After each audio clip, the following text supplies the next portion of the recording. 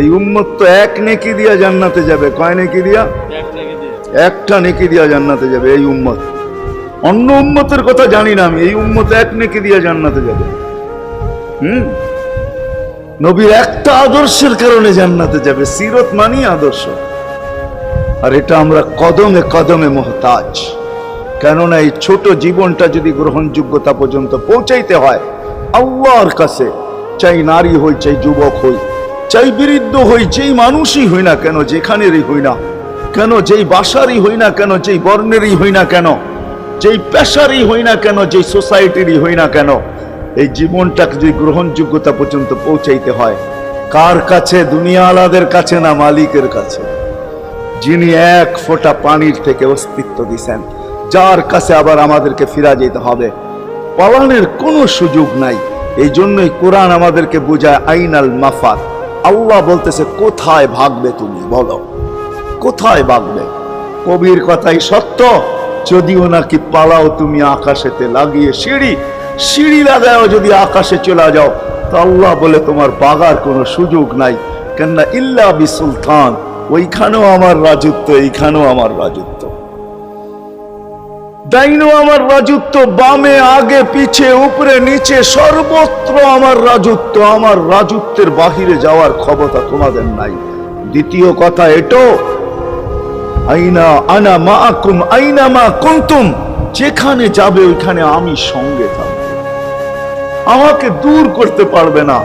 যদি করো তাহলে তুমি থাকবে না, তোমার অস্তিত্বই থাকবে না। কেন আমাদের ভিতরে আল্লাহ নাই বটে, কিন্তু আল্লাহর একটা পাওয়ার আছে যেটাকে রূহ বলে।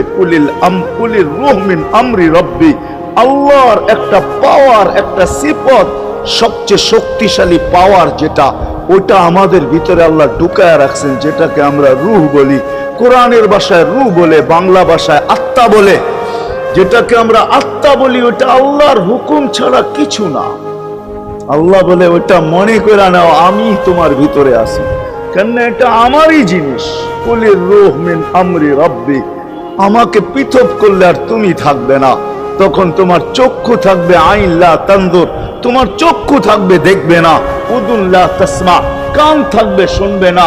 লিসান লা তান্তিক, জবান থাকবে কিন্তু জিহ্বা থাকবে কিন্তু বলবে না। আকলুন লা তুমাইয়িজ, তোমার মগজ থাকবে ভালো মন্দ বুঝবে না। কলব লা তাতাফাক্কার, দিল থাকবে কিন্তু চিন্তা করার ক্ষমতা তোমার থাকবে না। ইয়াত লা তাফতিশ, হাত থাকবে ধরবে না। রিজল লা তামশি, পাও থাকবে চলবে না। তুমি হবে লাশ। ওই আল্লাহ পর্যন্ত যদি গ্রহণযোগ্যতায় পৌঁছাইতে হয়, ওইখান থেকে বাহির হয়ে গেছি, ভালো তো বাসি কিন্তু আগেরটুকু জানি না। ও মেরে দোস্ত, শুধু ভালোবাসলে চলবে না। আবু তালেবের চেয়ে বড় ভালোবাসা আপনার আমার ছিল না। সাহাবাদের মতো ভালোবাসা আপনার আর আমার নাই। আছে নাকি? হ্যাঁ, আবু তালেবের মতো ভালোবাসা ছিল। চলেন শর্ট করি। আবু তালেবকে নিজের হাতে আল্লাহ রসুল কবরে রাখছেন। যখন রাখতেছিলেন তখন চিৎকার দিতেছিলেন, আম্মি মা তারাক্তালি সাবিলা, চাচা কোন রাস্তা রাখলেন না আমার জন্য। বলছিলাম কলেমা পড়েন, পড়লেন না। বলছিলাম ঠোঁটটা হেলাইলেন না। বলছিলাম চুপ থাকেন, তাও থাকলেন না। সর্বশেষ একটা চিৎকার দিলেন, আলা মিল্লাতি আব্দুল মুত্তালিব, আব্দুল মুত্তালিবের ধর্মের উপরে চলে যেতেছি। এই কথা বলে দুনিয়ার থেকে বিদায় নিলেন। চুপও যদি থাকতেন তো আমার জন্য কোনো সুযোগ হইতো। চাচা আমার জন্য কোনো রাস্তা রাখলেন না। ভালোবাসা কাজে দিবে না।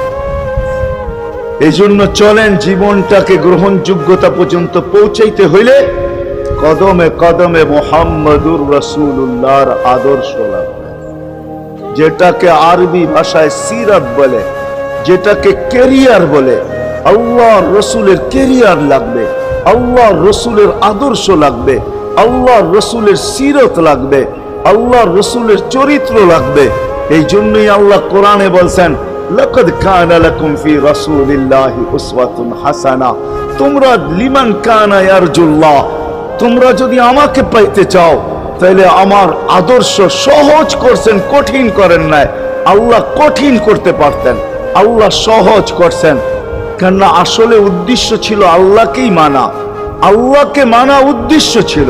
কিন্তু আল্লাহকে চোখে দেখা যায় না, মানবে তো মানবে কি করে? আল্লাহর কথা শোনা যায় না, তো আল্লাহকে মানবে তো মানবে কি করে? আল্লাহকে তো দেখা যায় না, আল্লাহকে তো আল্লাহর কথা শোনা যায় না, আল্লাহকে ধ্যান ধারণায় আনা যায় না, কোন ধ্যান ধারণার ভিতরে আনা যায় না যে আল্লাহর আকৃতি এরকম। আল্লাহকে ধ্যান ধারণায় আনা যায় না, বর্ণনা দিয়া শেষ করা যায় না। আল্লাহর বর্ণনা দিয়া কেউ শেষ করতে পারবে না। কোরআন বড় কিছু আমাদেরকে বুঝাইছেন, অনেক বুঝাইছেন যে আল্লাহর বর্ণনা দিয়া শেষ করা যাবে না। আল্লাহ শুধু আল্লাহ না, 99 নাম দেখলেই বোঝা যায় যে আল্লাহকে। আল্লাহ শুধু আল্লাহ না, আল্লাহ 99টা পদের অধিকারী। বিদায় আল্লাহ ধরা ছোঁয়ার বাহিরে। আল্লাহ মানুষ প্রশ্ন করতে পারে, আপনাকে মানবো তো মানবো কি করে, পাবো তো পাবো কি করে? তো আল্লাহ আসান করছেন যে আমার নবীর আদর্শের ভিতরে আমি লুকায়িত আছি। ফুলের ভিতরে যেরকম ঘেরান লুকায়িত থাকে, আমার নবীর আদর্শের ভিতরে আমি লুকায়িত। নবীর আদর্শ মানতে থাকবে, আমাকে পাইতে থাকবে। এই জন্যই রাসূলুল্লাহর আদর্শ দরকার, সিরাত দরকার, কেরিয়ার দরকার। আর কেন আপনি আদর্শ মানবেন না? জীবনটাই তো আপনার জন্য আমার জন্য ছিল, ঠিক না? চোখের পানি ছিল তো আপনার জন্য, চিৎকার ছিল তো আপনার জন্য, রাত ছিল তো আপনার আমার জন্য, দিন ছিল তো আপনার আমার জন্য।